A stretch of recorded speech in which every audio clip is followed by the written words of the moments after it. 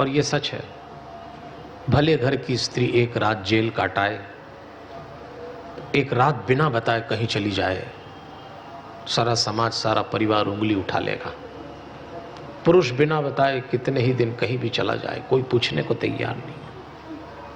कभी कभी तो लगता है औरत के लिए जमाना कभी नहीं बदला, न तब न अब। वही संघर्ष है, वही परेशानी। वो स्त्रियां देख के कृष्ण से कहती, कहां जाएंगे? भगवान कृष्ण ने आंख बंद की तो उद्धव सोचने लगे, अब क्या करेंगे? एक एक को घर छोड़ने जाएंगे, क्या करेंगे? तब एक ऊंचे स्थान पे कृष्ण खड़े होते हैं और गरज के घोषणा करते हैं। और उस दिन कृष्ण ने जो बोला, भारतीय संस्कृति उन पंक्तियों से आज भी धन्य होती है। भगवान खड़े होकर कहते हैं, देवियों, मैं वसुदेव पुत्र कृष्ण आपसे संबोधित हो रहा हूं। इस समाज में किसी भी स्त्री के लिए जो सबसे सम्मानित पहचान, पद और रिश्ता है, वो है किसी की भार्या, किसी की अर्धांगिनी, किसी की धर्मपत्नी होना। आप अपमानित नहीं हैं, आप पतित नहीं हैं।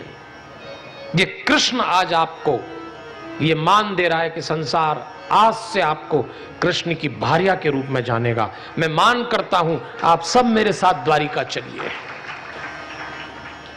स्त्रियों को मान देने के लिए इस व्यक्ति ने 16,100 विवाह किए। और लोग कहते हैं कृष्ण रसिया है, भोगी है।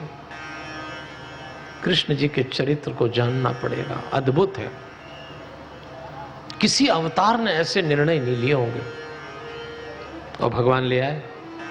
यहां से भगवान का दाम्पत्य जीवन शुरू हुआ। अब भागवत में एक प्रसंग आता है, कथा सुना रहे हैं शुकदेव जी परीक्षित को, कथा सुना रहे हैं सूत जी शौनकादि ऋषियों को। वो कथा हम और आप सुन रहे हैं। भागवत में एक प्रसंग है, उसका नाम है रुक्मिणी अभिमान प्रसंग। जरा ध्यान से सुनिए इस प्रसंग को, हमारे बड़े काम का है। एक बार भगवान की पटरानी रुक्मिणी जी को अभिमान हो गया, और भगवान किसी का अभिमान नहीं रखते। अभिमान हुआ तो रुक्मिणी जी ने भगवान से एक बात कह दी कि मैं आपकी सारी व्यवस्था देखती हूं, मैंने आपके साथ विवाह किया तब ये सब जमा। और भगवान ने कहा, बड़ी जल्दी भूल गई। चिट्ठी भेजी थी कि ले जाओ ले जाओ, और विवाह हो गया तो यही भूल गई। कह रही मैंने आपसे विवाह किया। पर भगवान ने कहा कि विवाह के पहले के सारे प्रस्ताव बाद में सब भूल जाते हैं, पहले भी और अब भी। जितनी बातें पहले होती बाद में एक भी सही नहीं होती। भगवान ने कहा देखो, जब अभिमान आया तो भगवान को लगा कि देवी का अभिमान ठुकराना तो पड़ेगा। तो भगवान कहते हैं, देवी आपको लगता है कि आपने मुझसे विवाह किया, उपकार किया? तो मैं आपसे पूछता हूं, आपने मुझ में क्या देखा जो मुझसे विवाह किया? मैं हूं क्या? एक छोटा सा ग्वाला था, खेलता कूदता गांव से महल में आ गया हूं। जितने मेरे मित्र नहीं है उससे ज्यादा तो मेरे शत्रु हैं। जब मैं निकलता हूं तो किस जय जयकार के साथ प्रहार हो जाए शस्त्र का और जीवन चला जाए। मैंने धर्म की संस्थापना के लिए अपना जीवन दे दिया, उदासीन व्रत में जीता हूं। एक पुकार आती और दौड़ पड़ता हूं, देवी मेरे पास कुछ नहीं है, न राज है, न महल है, न धन है, न संपत्ति है। फिर आपने क्या देख के मुझसे विवाह किया? एक बात कहूं आपसे, आपसे विवाह करने के लिए तब भी बहुत सारे राजकुमार और राजा तैयार थे। आप हैं ही ऐसी, और अभी भी हैं। मैं आपको स्वतंत्र करता हूं, आप कोई दूसरा विवाह कर ले। जैसे ही बोला स्वतंत्र करता हूं, रुक्मिणी जी कांप गई। तो रुक्मिणी जी को मालूम था ये एक नंबर के बांके रवाना कर देंगे। रुक्मिणी जी कांपने लगी, आंखों में आंसू आ गए, पैरों में गिर गई। क्षमा चाहती हूं, मैं ये नहीं कह रही थी, मैं ये। और इतना रोई दहाड़े मार के डर गई।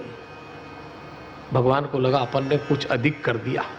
अरे भगवान ने तुरंत उठाया, देवी शुरुआत में विनोद की आपने की, हम भी शुरू हो गए। आप इतना रो क्यों रही हैं? वो तो रोई नहीं, कांपने लगी। पति पत्नी एकांत में एक दूसरे के साथ मनोविनोद करते हुए सुख की घड़ियां बिताएं। तो आपने थोड़ा विनोद किया, थोड़ा हमने कर दिया। आप हमें चमका रही थी, हमने आपको चमका दिया, इसमें क्या दिक्कत है? लेकिन विनोद है ये तो। कुल मिला के हम लोगों के लिए संदेश कृष्ण जी ने ये दिया। ये श्लोक घर में लिख के ही टांग लेना चाहिए, बेडरूम में लिखना चाहिए। जमाने भर के कोटेशन चिपकाते हैं बेडरूम में लोग, वो चिड़ियाओं के फोटो लगा देते हैं, सारस के फोटो ले आते हैं। वास्तु वालों ने तो न मालूम क्या क्या घुसेड़ दिया डरा डरा के इनको। वास्तु वाले कहते हैं पति पत्नी पीले फूल लगाना, नीले लगाओगे तो लड़ मरोगे, तो पीले ही लगाना शुरू कर। अरे इस श्लोक को चिपकाओ, सीधा सीधे लिखा अयम ही परमो लाभो ग्रह शुग्र मेदि नाम यन्नर्मे नीते यामा प्रिया भीरुभामिनी। इस श्लोक में कृष्ण जी ने अपनी पत्नी से कहा पति पत्नी एकांत में एक दूसरे के साथ मनोविनोद करते हुए सुख की घड़ियां बिता सकते। इसमें मनोविनोद बड़ा प्यारा शब्द। इसका सरल अर्थ यह है कि पति पत्नी एकांत में जब भी हो एक काम करें, जरा मुस्कुराइए, बस इसका ये अर्थ है। अरे मुस्कुराइए ना, अजी यहां नहीं वहां कथा में तो ऐसे मुस्कुराते हैं। अकेले में एक दूसरे को देख के एक संकल्प लीजिए। अच्छा आप यहां से जाएं, एक संकल्प लेके जाएं कि आज के बाद एकांत में पति पत्नी जब भी हो प्रसन्न रहेंगे। अपने यहां उल्टा होता है, सबके सामने इतने अच्छे से रहते हैं, कईयों को तो देख के गलत फहमी होती क्या आइडियल कपल है, भगवान ने एक दूसरे के लिए बनाया ऐसा लगता है देख के। और ये जितने आइडियल हैं जो एक दूसरे के सामने महफिल में क्या बात करते हैं, बैठिए ना, खाइए ना, पिए ना, और जब ये अकेले में मिलते हैं क्या तलवारें निकलती हैं। आप अंदाज नहीं लगा सकते कि इतने बड़े बड़े पहलवान भी रहे होंगे अकेले में। भगवान कह रहे हैं उल्टा कर लो, अपने एकांत में कसम खा लो कि नहीं लड़े। जिस पति पत्नी ने एकांत बचा लिया, बस समझ लो आप सज्जनों देवियों, उसकी गृहस्थी बच गई। ये जो भगवान कृष्ण हमसे कह रहे हैं, इसलिए एकांत में खूब प्रसन्न रहिए। संकल्प लीजिए कि एकांत में पंगा नहीं करेंगे। पर कई लोग, मैं तो कई बार कहता हूं कि पति पत्नी एकांत में ठीक रहे, तो कई लोग मुझसे कहते हैं अरे गुरुजी एकांत की बात अपना तो 5 मिनट भी नहीं चलता है। और कई तो 5 मिनट साथ रहे उसी में शुरू हो जाते हैं, 5 मिनट तो बहुत है, कईयों का नहीं बनता। एक बार मैं एक हिल स्टेशन पे गया, तो वहां एक होटल में ठहरा था, तो वो अचानक मैं बाहर निकला तो लॉबी में देखा 5-7 कपल घूमने आए होंगे। तो आते उनने हमको प्रणाम किया, पहचान गए, कहीं हम भी पहचान गए। मैंने कहा आप लोग? हाँ। बोले गुरुजी हमारा एक ग्रुप है, कपल ग्रुप है, तो हम लोग जब भी कहीं घूमने जाते हैं तो ये 7-8 जोड़े एक साथ ही जाते हैं। मैंने कहा बहुत अच्छी बात है भाई। फिर मैंने एक जोड़े से धीरे से पूछा कि आप हमेशा साथ में जाते हैं कपल, तो कभी आप अकेले नहीं जाते, दोनों पति पत्नी अकेले घूमने? उसने इधर उधर देखा, बोले अकेले क्या जाएं गुरुजी, अगर हम दोनों अकेले घूमने किसी हिल स्टेशन पे चले जाएं तो कौन किसको धक्का दे दे पहाड़ से पता ही नहीं लगे, हमारा इतना भी नहीं। हाँ, ये तो 4-5 के ग्रुप में जाते तो शर्मा शर्मी में ट्रिप निकल जाती है। रात को लड़ मार के सुबह ऐसे आते नाश्ते पे, अच्छा सब पहचान रहे कि रात को पंगा घटा होगा, पर कोई नहीं बोलता। इतनी देर का भी अकेलापन नहीं चल रहा लोगों को। देखिए मैं तो कथाएं भी करता हूं, सेमिनार में भी बोलने जाता हूं, बड़े बड़े क्लब में, यूनिवर्सिटीज में भी हमारे व्याख्यान होते हैं, लाइफ मैनेज, सब तरह का ऑडियंस है मेरे पास। एकदम ठेठ भी है, एकदम पढ़े लिखे मैनेजमेंट के जानकार। तो जहां ऑडिटोरियम वगैरह में मैं व्याख्यान देने जाता हूं, वहां तो मैं देखता हूं कि पति पत्नी साथ में बैठते हैं, आप लोग भी अभी साथ में बैठे हैं। लेकिन जहां हमारी धार्मिक कथाएं होती हैं, वहां मैंने देखा है कि महिला एक तरफ बैठती हैं, पुरुष एक तरफ बैठते, धार्मिक कथाओं। यहाँ तो फिर भी मिक्स वेज है, लेकिन बाकी सब जगह एकदम अलग। तो एक बार मैंने एक आयोजक से पूछा कि भाई माताओं बहनों को, पत्नियों को अलग बैठाते हो, पतियों को अलग बैठाते हो, आप ऐसा क्यों करते हैं? तो उस आयोजक ने कहा हम थोड़ी करते साहब, ये तो खुद ही अलग अलग बैठ जाते हैं। मैंने कहा खुद ही अलग अलग बैठ जाते? तब मैंने एक पति से पूछा कि भाई आप अपनी पत्नी के साथ बैठ के कथा नहीं सुनते, अलग बैठ जाते हैं? तब उसने बता रहे हो गुरुजी घरवाली के साथ बैठ के कथा सुनो तो पूरे टाइम कोहनी का टल्ला मार के कहती देखो पंडित जी तुम्हारे लिए कह रहे हैं, तुम्हारे लिए कह रहे हैं। कथा गल गया, कथा ही गल जाती कई लोगों। अच्छा समझदार दूर ही बैठते हैं किसी भी कारण से, कुर्सी पकड़ लेंगे अपना। कई समझदार आगे पीछे बैठ जाते हैं, दूर नहीं बैठते। कम से कम इतनी दूरी तो हो गई, इतनी देर का भी सानिध्य नहीं चल रहा है। और भगवान तो कहते हैं अयम ही परमो लाभो ग्रहेषु ग्रह मेधिनाम। इसलिए आज भगवान के दाम्पत्य से हमको ये सीखना है। फिर भगवान की संतति का वर्णन आ रहा है। भगवान के हर रानी से 10-10 बच्चे हुए। भगवान की दिनचर्या का वर्णन आता है। एक बार नारद जी ने विचार किया कि आखिर चल के भगवान की दिनचर्या देखें कि दिनचर्या भगवान बिताते कैसे हैं, कैसे गृहस्थी चलाते होंगे। 16,108 रानियों उनके बच्चों को कैसे पालते होंगे। तो नारद जी भगवान की गृहस्थी में झांकने आए। हालांकि किसी की गृहस्थी में झांकना गलत बात है, लेकिन मजा बहुत आता है। आहा, दूसरे के यहाँ क्या चल रहा है, कहीं तो गन्ने के रस से भी ज्यादा मीठा लगता, पता लगा लो वह चल क्या रहा है। और अगर पता लग जाए पंगा तो इतना संतोष मिलता, ठीक है सभी लड़ रहे हैं मर रहे हैं, अपन भी क्या बुरे हैं, ऐसा आदमी को प्रोत्साहन मिलता है। और पता लग जाए कि नहीं इनका तो बहुत ही सुखी जीवन है, तो ऐसा कष्ट होता है कि क्यों मनुष्य बन गए, या परमात्मा कुछ तो कर, आखिर कैसे कोई सुखी रह सकता है, ऐसा लगता है। नारद जी भी आए। नारद जी ने देखा कि जरा पता लगाएं कि हैं कहां, तो पता लगा कि पटरानी रुक्मणी जी के कमरे में है। नारद जी गए तो देखा रुक्मणी जी से भगवान कुछ बातचीत कर रहे। नारद जी ने कहा जरूर बड़ी रानी के पास ज्यादा रहते होंगे, तो एक काम करो चलो जामवती को भड़काते हैं। जामवती के यहाँ गए भड़काने, तो देखा कि भगवान जामवती के साथ बैठे हुए। अरे बोले अभी रुक्मणी के साथ, अभी जामवती के साथ। बोले एक काम करते हैं चलो सत्यभामा को भड़काएं। सत्यभामा थोड़ी शॉर्ट टेम्पर्ड थी, बोले इसको उकसाते हैं। सत्यभामा के यहाँ गए तो चौंक गए कि भगवान वहां बैठे हुए। अब तो नारद जी ने कहा चलो देखें, तो माँ बाप के कमरे में गए तो भगवान उनके साथ बैठे। नारद जी ने कहा चलो बच्चों को लगाते हैं काम पे, तो देखा बच्चों के साथ खेल रहे हैं। अब नारद जी को चक्कर आ गए। जब नारद जी उधर उधर देखने लग गए, नारद जी ने कहा क्या सुरंग बना ली क्या, जिस कमरे में जाता हूं उसी में निकल आते हैं। जब नारद जी परेशान हो रहे तो सामने से भगवान आ गए। भगवान ने कहा क्यों नारद जी, क्या बात है, क्या ताकझाक चल रही है। नारद जी ने कहा परेशान हो गया हूं, मैं जहां जा रहा हूं आप दिखते हैं, मामला क्या है। बात तो प्रतीकात्मक है, जो भगवान का उत्तर है वो सुनिए, हमारे बड़े काम का। भगवान ने कहा नारद जी मेरा एक नियम है, मैं जब जिसके साथ जितना समय रहता हूं उसी का होके रहता हूं, मैं अपने आप को बांट के नहीं चलता। बस यही हमें सीखना है। घर में है तो पूरी तरह घर में रहिए। पति के साथ है तो 100% पति के साथ, पत्नी के साथ है तो 100%। हम लोग बांट लेते हैं, बाहर शरीर से उसके साथ हैं पर भीतर तूफान चल रहा है। कितने ही चित्र, कितनी ही आकृतियां भीतर चल रही हैं और आप घोषणा कर रहे हैं शरीर घर वालों के साथ है। ये मत करिए, ये धोखा नेगेटिव वाइब्रेशन देता है और इसीलिए कलह घरों के समाप्त नहीं होते। जिस दिन आप भीतर और बाहर एक हो जाएं, आपकी बॉडी से पॉजिटिव वाइब्रेशन निकलेंगे ही निकलेंगे और कलह को गलना ही पड़ेगा। हम लोग विवाद, मतभेद, अशांति का कारण दूसरे में ढूंढते हैं। आप अपनी तो तैयारी कर लीजिए। भगवान कहता है जब जो हो वो रहो, 100% रहो। और उसी समय भगवान ने नारद जी को प्रणाम किया। प्रणाम करके कहते हैं नारद जी मैं आज बड़ा सौभाग्यशाली हूं कि आप जैसा संत मेरी गृहस्थी में झांकने आ गया।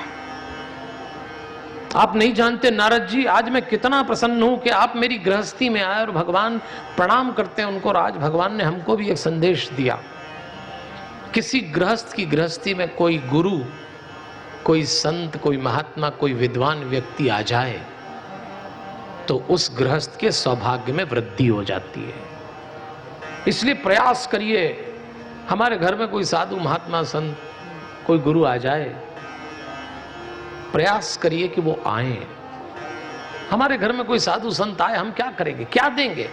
1000, 2000, लाख, 2 लाख, 10 लाख दे देंगे। लेकिन वो जो छोड़ के जाता है, जब हमारे घर में कोई संत महात्मा आता है तो हम जो दें सो दें, पर उसके पुण्य के कण, उसकी तपस्या का परिणाम हमारे घर में छूट ही जाता है। क्योंकि भगवान ने महात्माओं से कहा है किसी गृहस्थ के घर का अन्न खाना तो उसका अन्न मत खाना, उसका पाप खा के आ जाना। हमको लगता है हमने किसी को भोजन करा दिया, आपने भोजन नहीं कराया, वो आपका पाप खा गया। इसीलिए जब सिंहस्थ का अवसर आता है तो मैं कहता हूं हाथ खोल के अन्न क्षेत्र में दान करना। आपको लग रहा है कि आप किसी को अन्न खिला रहे हैं, जनाब वो आपका पाप खा के जा रहा है। 1000, 2000, 5000, लाख, 2 लाख आपने जमा करा दिए तो पेट भर गया, लेकिन जिस किसी ने इसमें आपके धन का खाया वो आपका पाप भी खा के चला गया। इसलिए मुक्त हस्त से दान करिए, कम से कम अन्न क्षेत्र में, क्योंकि हम अपने अन्न के माध्यम से किसी को तृप्ति पहुंचा कर मुक्ति पाते हैं। इसलिए मेरा आपसे आग्रह है, क्योंकि मैं आज देख रहा था, मैंने तो 2-3 जगह प्रस्ताव भी भिजवा दिया है कि महाराज अगर आपका चौका लुट गया, कईयों की रसोई लुट गई, क्विंटल में आटा बह गया, क्विंटल में शक्कर चली गई, तो हमने कहा है महाराज हमारे पास बहुत तो नहीं, पर जो भी है तैयार करके भिजवा देंगे, आप आदेश करना। ऐसा हमने निवेदन किया है कई पंडाल में। आपका मुझे तो कल बताया, हमारी बहन जी गई और 200-300 कचौरियाँ बांटाई जो लोग थे। क्या बात है भाई, इस समय कई लोग मुसीबत में हैं, दिल खोल के दी। इसलिए हमने कहा है कि महाराज हमारे पास जो है आप ले जाना, हमारे भाग्य का फिर आ जाएगा। यदि किसी भी पंडाल में ऐसा हुआ है तो वो हमारे ही पंडाल का नुकसान है, ऐसा मानिए। आप विश्वास नहीं करेंगे, कई लोगों का अन्न बह गया है, सुबह उनके पास भोजन का स्थान नहीं है। दूसरे पंडालों में हमारे 13 अखाड़े के जो नरेंद्र गिरी जी, उन्होंने कहा 13 के 13 अखाड़े खोल दिए हैं, जब आओ शोर जब आओ खाओ, करना पड़ेगा। इसीलिए मेरे यहाँ तो व्यवस्था इतनी नहीं है कि सब आ जाए, लेकिन मैंने कहा मैं आपके यहाँ भिजवा देता हूँ, अगर आपको मांगना हो तो जो है आप ले जाओ, क्योंकि आप ही का दिया है, आप ही में चला जाएगा और देंगे तो और आएगा। इसलिए मुक्त हस्त से दान करिए। संकट आ गया है, आ जाती परेशानी, इस समय मेला मुसीबत में है, श्रद्धालुओं को दिक्कत है, हम सब उनके साथ हैं। तो भगवान कह रहे हैं कि महाराज साधु संतों का दिया लौट के आता है। कोई महात्मा कोई साधु हमारे घर आए, सौभाग्य मानिएगा, कुछ हुआ होगा जब वो घर आता है और हम उसको दे पाते हैं। कथा सुना रहे परीक्षित जी, भगवान की दिनचर्या देख के नारद जी प्रसन्न हो गए, क्योंकि भगवान की इतनी बढ़िया दिनचर्या थी। सुबह से उठते, योगा करते, ऐसा लिखा है, उसके बाद माता पिता को प्रणाम करते, फिर घर से निकल के अपनी राज सभा में जाते। इतना काम करते थे भगवान। हम लोग 12-13 घंटे काम करते हैं तो ऐसे थक जाते हैं, भगवान घंटों काम करते थे, लोग जान ही नहीं पाते ये आदमी सोता कब है। इसके पीछे भगवान की योग तपस्या थी। इसलिए भगवान कहते हैं मैंने जो बोला, मैंने जो किया और मैंने जो सोचा उसमें समानता है। और आपको भी मैंने बताया ना कि संकट भगवान के जीवन में भी कम नहीं आए, लेकिन भगवान हमेशा कहते हैं जो होगा वो होगा। मेरा बच्चा अपहृत हो गया, आ गया, मिल गया। हमको भी भगवान के भक्त हैं तो ये बात मुस्कुराते हुए कहना चाहिए, अपने दिल को समझाइए कि जो होना है वो होना है। भगवान ने नारद से कहा नारद जी मेरी फिलॉसफी यही है, और मुस्कुराते हुए भगवान का स्वागत किया। इसलिए आपसे निवेदन कर रहा हूं, बाहर तो सभी मुस्कुराते हैं सज्जनों के, बाजार में, ऑफिस में, परीक्षा तो तब है जब आप घर में मुस्कुराओ। वैसे शरीर मन और आत्मा को समझना पड़ेगा, मेडिटेट। इसीलिए मैं आपसे बार बार कहता हूं, इस पंडाल में आप कथा सुनने आए, भगवान के दर्शन करने आए, पर ये जो हनुमान जी की मूर्ति के आप दर्शन कर रहे हैं, इस मूर्ति के अंदर मनुष्य के शरीर के हरिओम 7 चक्र स्थापित किए गए। ये साधारण मूर्ति नहीं है। इसके बाद आप मेडिटेशन का कोर्स करिए 1 घंटे का। इसके बाद जब घर जाएं तो छोटी सी मूर्ति और किताब जरूर लेके जाएं। बहुत अधिक धन नहीं लगता इस सब में, लेकिन यहां से कुछ ऐसा लेके जाएं जो आपके जीवन को योग मार्ग पे प्रेरित करे।